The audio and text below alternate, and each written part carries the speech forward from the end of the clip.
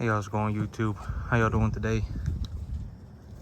I was thinking about this morning, but every Monday, I know today's Tuesday, but every Monday, I'm gonna give them one light meal. So their breakfast on every Monday is gonna be a reduced amount of feed. But doing that I think it'll just it'll get rid of the bloat problem. Because I've been realizing these animals are kind of bloating up a little bit. I mean, it ain't horrible bloat. It ain't even a bad bloat.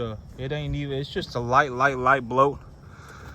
But I think that if I just give them one light meal a week, it ain't for the entire day. It's just for the breakfast on Monday. If I give them one light meal, it'll clear their system, and I won't have bloat problems anymore ever.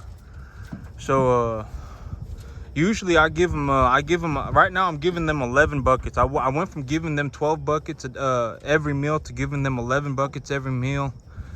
And on Monday morning, I'm gonna give them 10. So I'm gonna cut that back even by another about 10%.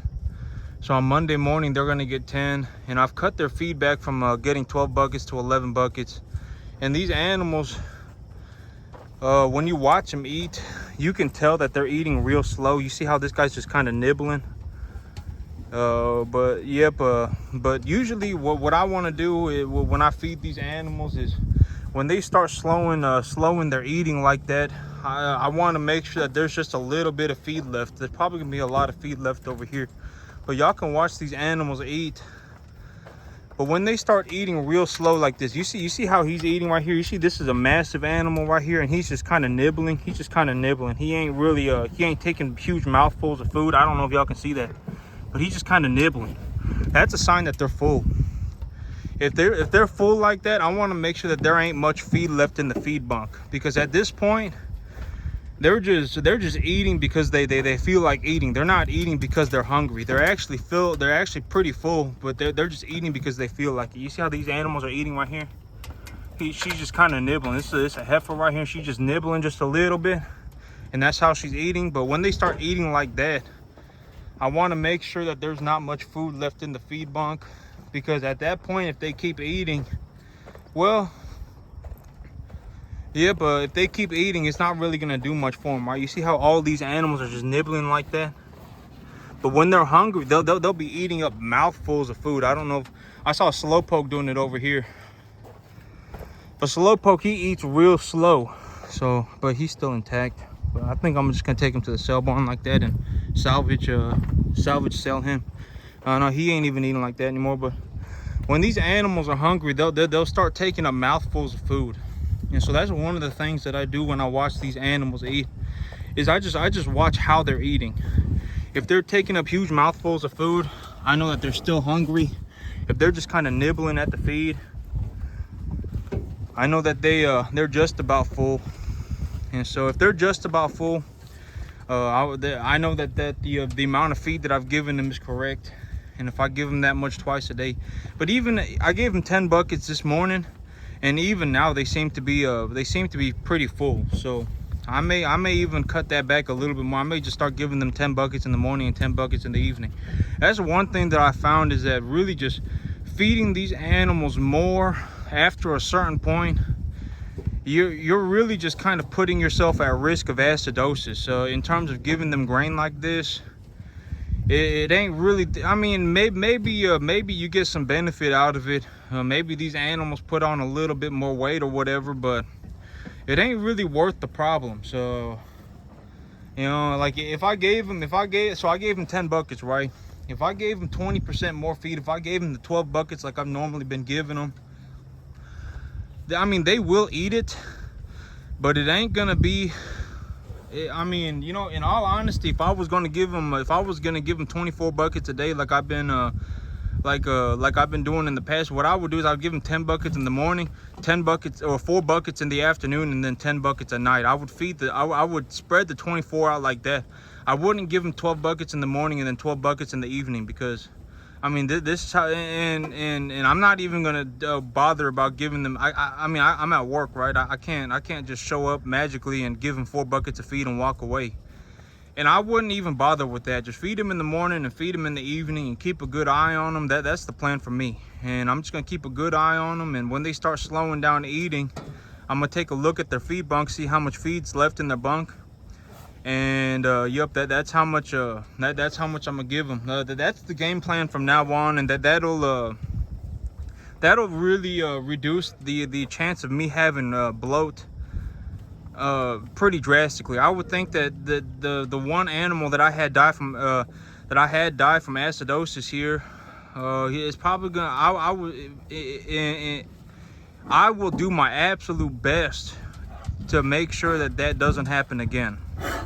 I'm going to proactively plan. I'm going to plan in advance, and I'm going to have a game plan made so that something like that doesn't happen again. It was very unfortunate, and I ran inside to grab supplies to puncture his gut to see if I can get the gas out, and I ran inside as fast as I could. And when I ran back outside, he was already dead. His tongue was sticking out of his mouth. He was cold. He wasn't moving. He was already dead. I mean, I could tell. I mean, it ain't. His eyes were open, and when I slapped him on the face, he wouldn't blink, and so he was unresponsive completely. He had already died. And so, yep, I was pushing up against his eyeballs to see if I could make him blink, and I stuck my fingers up his nose to see if he was breathing, and he had already died. He had already died. There was nothing I could do. And so, and it happened very, very, very rapidly. But I had known for quite a little while now that these animals, they were getting too much feed. I had noticed that they were I was having some signs of acidosis in these cattle, and I just turned a blind eye to it because right now I have so much grain. And even if I feed another, so I bought 11 and a half tons of grain, right? Even if I bought another 11 and a half tons, the tax benefits that I get next year, that I get refunded to me next year, are going to be more than enough money to cover all 23 tons of feed. Like this 11 and a half tons of feed and the next 11 and a half tons of feed that I get, my tax benefits check is going to cover all of that. And I still have to invest about another $35,000 if I want to get those tax benefits checked.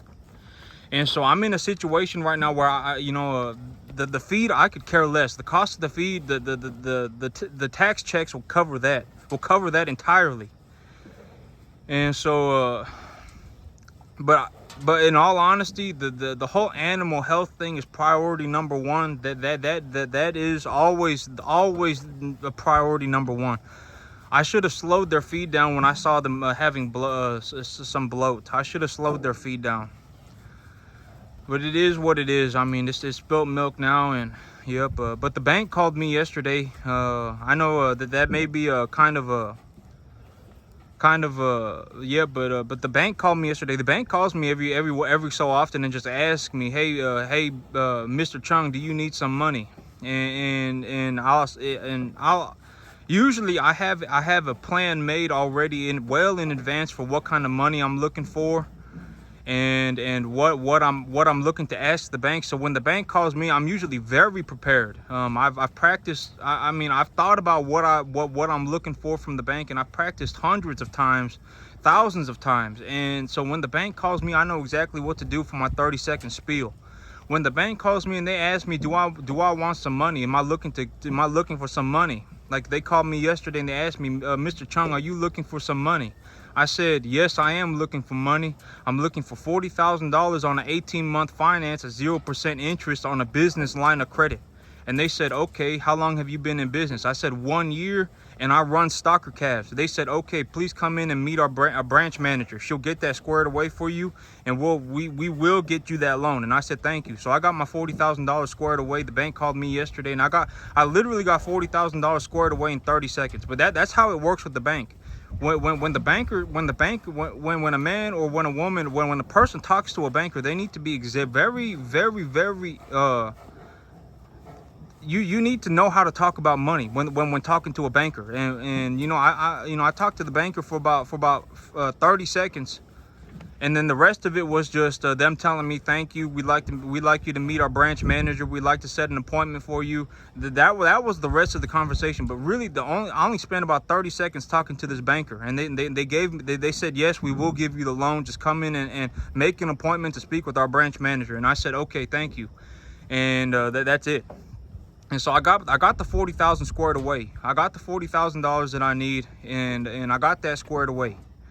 So that's also something big that happened yesterday.